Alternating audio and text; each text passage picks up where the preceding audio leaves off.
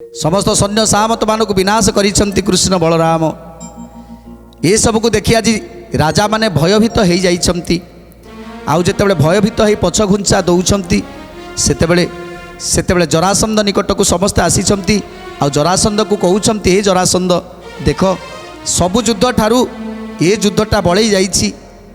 आम सैन्य सामत माने केमिति धराशायी हो जाइछंती, रक्तर नदी छुटुछि। सामान्य बालक दुई जन आमर एते एते सैन्य सामत मानक विनाश कले।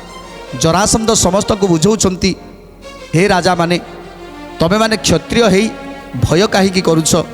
ए शोणित को देखि तमे भय करूछ, ए रक्त को देखि तमे माने भय करूछ? जमा भी भय करवा उचित नुहे।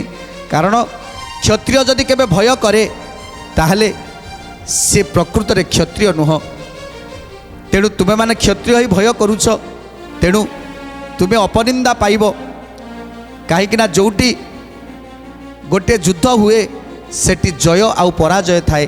केतेबेले आमर जय होता है तो केतेबेले शत्रु पक्षर जय होता है, आमर पराजय होता है तो शत्रु पक्षर केतेबेले पराजय होता है।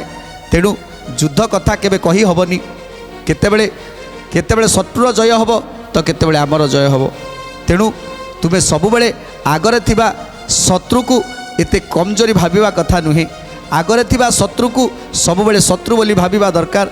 आउ शेष निश्वास थिबा पर्यंत तांको सहित युद्ध करिबा दरकार। आउ जदि आमे आत्महरा हो जिबा, धैर्यहरा हो जिबा, सेतेबेले आमको रखिला वाला केही नथिबे। तेणु निजको प्रथमे आगे आयत करि दियो। निजको आयत कले ताहले जाई, निजको धैर्य रखिले ताहले जाई आमे शत्रु को परास्त करि परिबा। कोन कहउछंती जरासंध, दुई जन युद्ध कले जने निसिहारे, छिद्र जगी थिले शत्रु पड़े आयतरे। गोविंद माधव कृष्ण श्री मधुसूदन, गोविंद माधव कृष्ण श्री मधुसूदन। सबु काल रे प्राणीर नथाइटी दुख, समय को दुख पाई भोग करे सुख।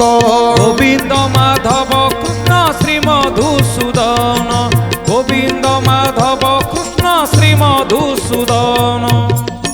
तेणु जरासंध बुझेई दौछंती, हे राजा माने जने केवल सुख करुछि ताले ताकू भाबिबा कथा जे तार दुखर समय दिने आसुछि।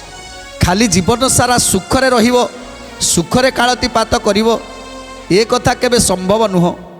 काईकिना जहार सुख अछि, जे आज सुखरे दिन काटुछि काली दुखरे दिन काटिवो। आ जो माने दुखरे दिन काटुछंती, जो माने दुखरे दिन काटुछंती से माने दिने सुखरे दिन काटिबे। सेइति पाई प्रत्येक गृहर कांथरे गोटिए कथा लिखिदवा दरकार।